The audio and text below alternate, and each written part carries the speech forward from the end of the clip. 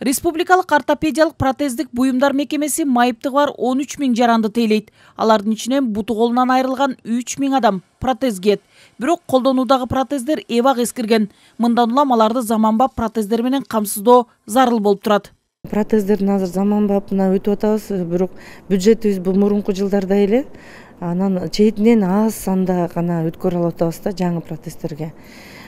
Протездерди өткөрүп атканда бардыгына бир эле тизе түйүн же болбосо бир протезди алып келе бербейт да. Тамандар ар бирөөнүн ампутациясы кандай болгон, анан өзүнүн да ден соолугуна жараша ар кандай тетиктер керек болот да. Азырынча 2 жарандын протези жаңыртылган, дагы 60 протез алынды. Эдил Байсалов каржылоо маселеси чечиле турганын билдирди. Министрлер кабинетинин төрагасынын орун басары керек болсо ортопедиялык протездик буюмдар мекемеси чыгарган буюмдар жарандарга жеткиликтүү болуш үчүн дүкөн ачуу сунушунда айтты.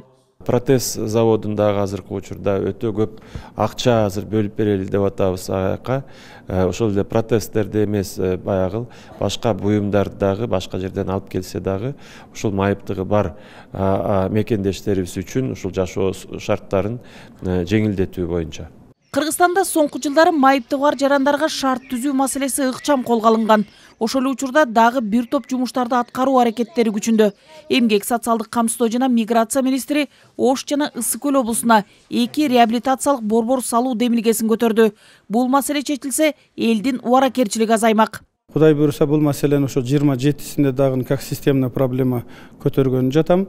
Бул маселелер боюнча албетте финансыны талап кылат. Ошол эле мезгилде жана жер участоктарын, башкаларын инфраструктурасы бардыгы болуш керек. Ден соолугунан мүмкүнчүлүгү чектелүү балдарды мектепке чейинки мекемелерге жайгаштыруу маселеси да жөнгө салынмай болду. Себеби атайын мектептердин айрымдарында орундуктар тартыш болсо, кээ бир мектепте класстар толгон эмес. Муну менен катар өзгөчө кырдаал учурунда майыптыгы бар жарандардын укуктары же аларды куткаруу боюнча атайын жобо иштелип чыкмай болду.